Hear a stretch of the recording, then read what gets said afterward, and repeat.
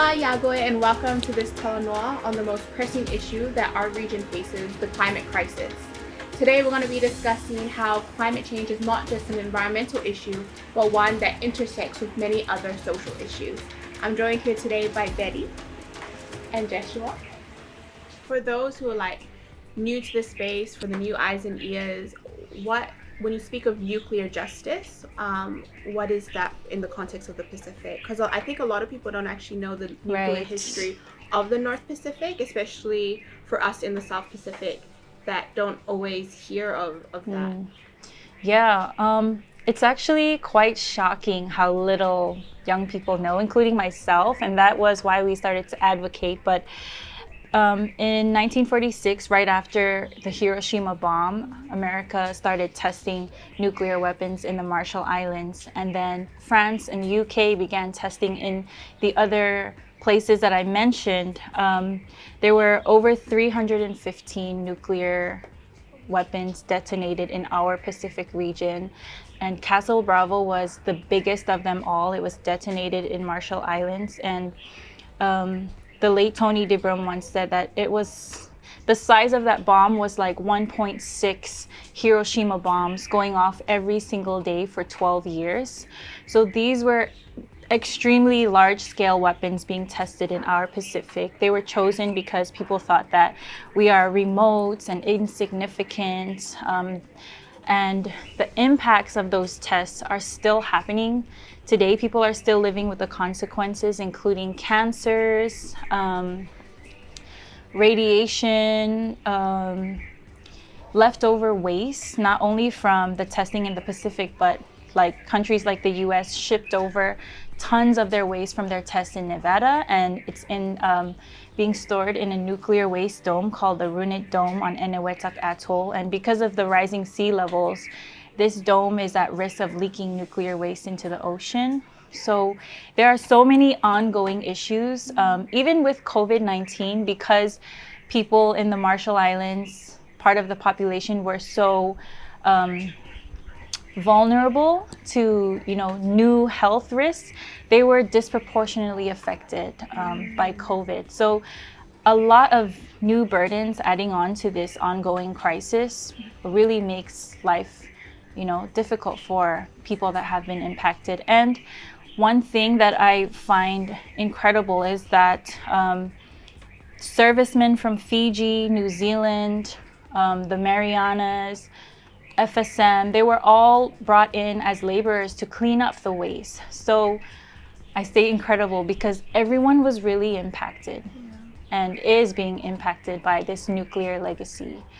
But the nuclear legacy is not just one of sadness and despair. It's also a story of bravery, of resilience, and some of our greatest champions came out from this movement trying to fight for justice, trying to grow solidarity. And in the 90s, in the 70s, they were still, there was this movement called the Nuclear Free and Independent Pacific Movement, and there were all these different young people from the Pacific who banded together to get nuclear testing out. And if you can believe it, they were still testing in the 90s when I was a baby. There's just one detail that stood out to me as well. Did you say that they took nuclear waste from Nevada? So they knew that it wasn't safe, so then they shipped it to Marshall's? Right. Wow. Yes. So some of it is dumped in the ocean at Enewetak. Some of it is buried in the dome. And Marshall Islands, they promised that they would remove it. It was a temporary solution, but they never kept true to that promise. And there are these legal barriers now. They say they can't import nuclear waste because it's against their laws, but they're the ones that put it there. So it's a really tricky political battle to try and get, And now it intersects with climate change. Yes. Because rising sea level, now it's leaking. Yeah. Wow, okay. Well, it's thank crazy. you so much for joining us. And obviously, I think it's such an important conversation to have around climate justice. Right. Is nuclear justice. Right. And I think another really important thing to bring into this conversation is social justice, something that I know you do a lot of, Jeshua, and would love to hear how you got into this work. I've always loved sort of work that has an intersectional lens to it, and so I immediately jumped on, and I was lucky enough to be recruited and to join the PCAN network. And around that same time as well, I had also started volunteering for Reverse the Trend. And Reverse the Trend is sort of this global organization, but not a fully fledged organization, so to speak. But it's focused on youth voices, and it's youth led and youth centered. And it looks at the intersection between climate justice and nuclear justice, and young people and their experiences of these two things. And so again, I was like, oh, that's such an interesting angle to take, because not a lot of people think of how those two issues intersect. But also, it seems like it'd be a no-brainer as well, because I think today, in modern history at least, these are the two greatest existential threats that we're now faced with: is climate change and the existence of, as well as the proliferation of nuclear weapons. So that's sort of how I got started in this space. And we know now, because we've let the problem sort of grow unfettered and unchecked for so long without any real solutions, that it's become so big that the only solutions that we can propose at this point are solutions that have to be just as massive. And so what we're looking at now, as we're approaching the conversations around climate change and the solutions that we need to put forward, is that those solutions are going to be so enormous, and they will really completely overhaul existing systems, existing norms, existing ways of working. And what that means is everything's going to change, especially, and the one that I'm most excited about is the economic system that we've got. This neoliberal capitalistic model. That's going to have to change, because if we're going to work towards a climate just future that's livable for everyone, then we can't have a neoliberal model in place. And what that then means is that if you're changing that, then you're changing all the other forms of oppressions that are connected to it. So you're not just working towards a climate just future, you're going to get a gender just future as well. You're going to get an economically just future where there's no violence against women and girls, sexual violence, physical, mental violence, whatever it is. Future where we acknowledge unpaid care and domestic work, which is disproportionately carried out by women and girls in all of their diversity. Future where people of diverse socials and people with disabilities, they have their needs addressed and they're prioritized. So all of those things are things that we can genuinely work towards achieving as part of that climate justice space. So I do see it as extensions of really the same goal. I would love to hear from both of you. Like, if you were building your ideal future, what would that look like? It's a very similar idea between climate justice and nuclear justice, where we take everything that we can. We look out for our own best interests in the now, and we forget about the future. So I would like a world where, we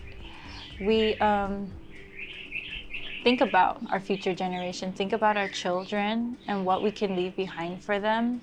I really just thinking into the very near future, I would just like for current threats that are facing our islands, like AUKUS, the AUKUS Pact, where the UK, US, and Australia are trying to deploy nuclear submarines into our ocean, and the Fukushima waste dumping, where Japan is trying to dump their nuclear waste into the Pacific Ocean.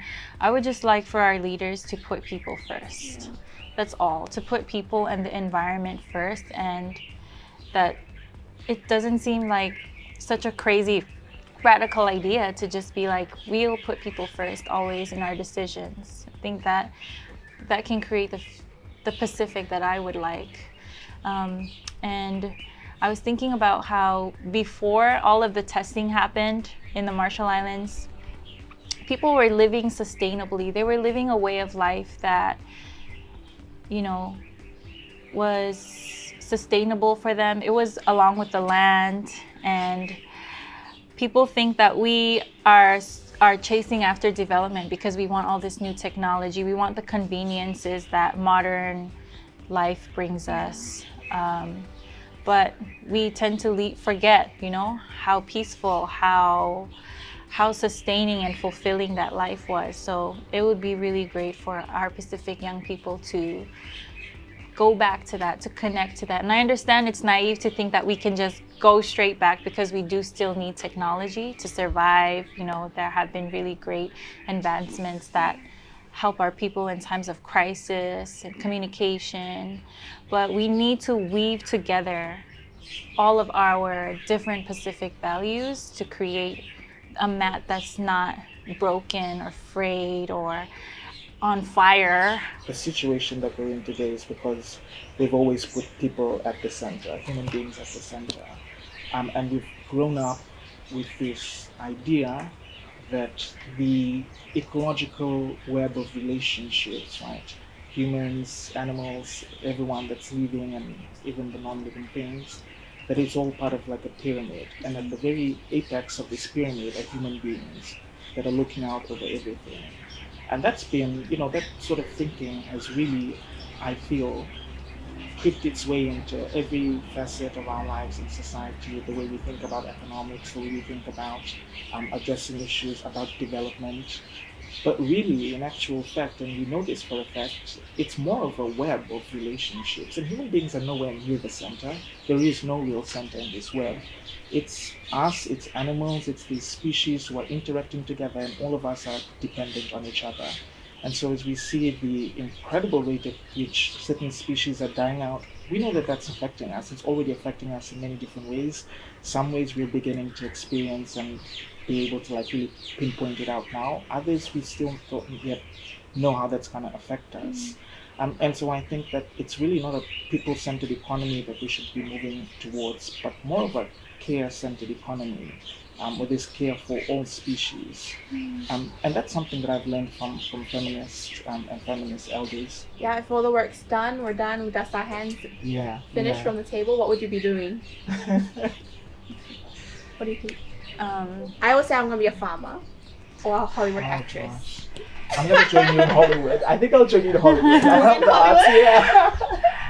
I don't know. I'd probably just be at home with my children, like swimming at the beach every day. That's my dream. Yeah. I just want to hang out with them, hang out with my family. Yeah. I think that's like such a thing, right? Where like Pacific people do this work, like not all of us do it by choice.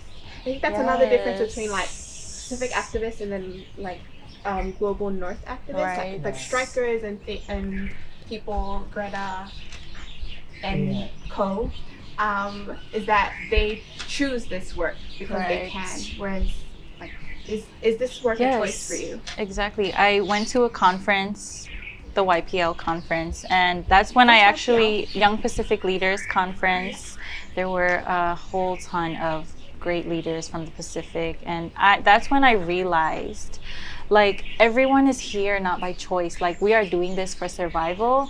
And I really realized that when you go into a space and you have doubts, like, am I the right person for this? Am I the one that should be speaking about this? Am I qualified? And then you realize if you don't, there's nobody else. Like, if not me, then who's going to stand up and talk about your issue in the spaces that are available? And so, yeah, it's really true. We do this for survival. We do this out of necessity. Yeah, absolutely. I think it's an issue about privilege as well. When you talk about having choice or not, it is at its core about privilege and it's about power. And I think as we're navigating these spaces, of course we want to have people from the global north to be joining in on the conversation because they are part of the problem, and it's important that they are in the same room as us. Maybe at the same table if there's enough space for them, but ideally we'd like the spaces and the seats at the table to go to us first. But I think at its core, when we're talking about things like climate change, when we're talking about gender injustice and the many forms that all those issues take, it's good to invite these people. When we talk about gender, it's good to invite the men and the boys because they need to be a part of the conversation as well. But always at the same time, first understanding and mapping out who the power holders are and the privilege that they bring with them into the room. Because if you don't do that important set of work, you won't know who to hold to account. And so I think that when we're having these conversations, it's really important that we recognize the privilege, recognize who's here by choice and who isn't, and use that as sort of the basis of the kind of work that we want to do.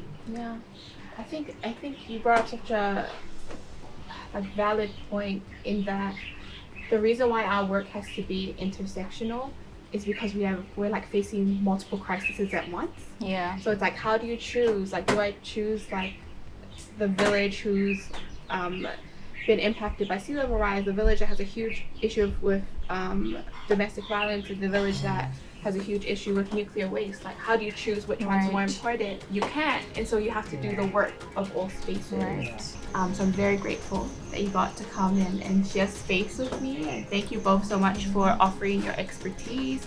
And you really are specialists in this space. I think it's really hard for young Pacific people to say we are the specialists in this conversation, and in this conversation you both definitely are. So thank you for joining us. Thank you. It's been a pleasure.